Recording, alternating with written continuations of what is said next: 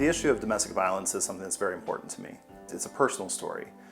When I was 5, my mom made the really terrifying and courageous decision to leave her abusive husband, my father. She and I left early one morning, and we lived in an emergency shelter. We didn't need the services that Coburn place provides, like transitional housing, because we had family that could take us in. My grandmother housed us for a long time. So I saw the value of needing a safe place, a home for survivors, because I was one of those kids that left with his mom.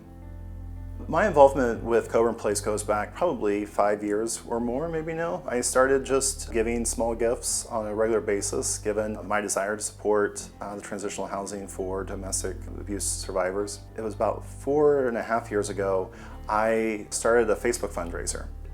Thought we might be able to raise $250. That first year, we raised $1,700. And I was just blown away by the generosity of friends and family. That allowed us to sponsor an apartment here at Coburn. Then we were invited to then set it up and have that experience of working with families and friends to set up an apartment. Now, 4 years on in that campaign, we have raised a total of $20,000 from over 150 individuals. We give on a monthly basis, and we also give in-kind supplies on a monthly basis. So really, anytime that Coburn asks for something, we usually respond. I wish that the families and the individuals who move into Coburn Place do find a place that's peaceful, that is safe, supportive, that they surround themselves by a community really of people who have gone through similar experiences that they can lean on. The incredible staff here that provide so many great programs to support them. But I think ultimately, I hope that survivors that live here at Coburn Place realize they're not alone, that people have experienced what they've gone through, and for many people, it does get better. People can move on from it. Survivors make that first important step of leaving the abuse. They make important decisions all along the way, and they carry those experiences with them, and it shapes who they are, and it shapes how they interact with others and within their community. So it's not taking away something from them, but rather giving them a different way of viewing things. Ultimately, their experience, though traumatic and very difficult, had some meaning, and they can use that experience to help others.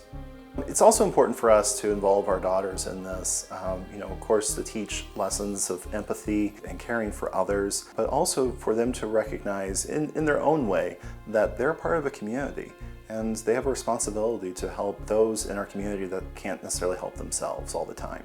I think it's been an incredible lesson. It's important for me to involve my friends and family, including our daughters, in this process for a couple of reasons.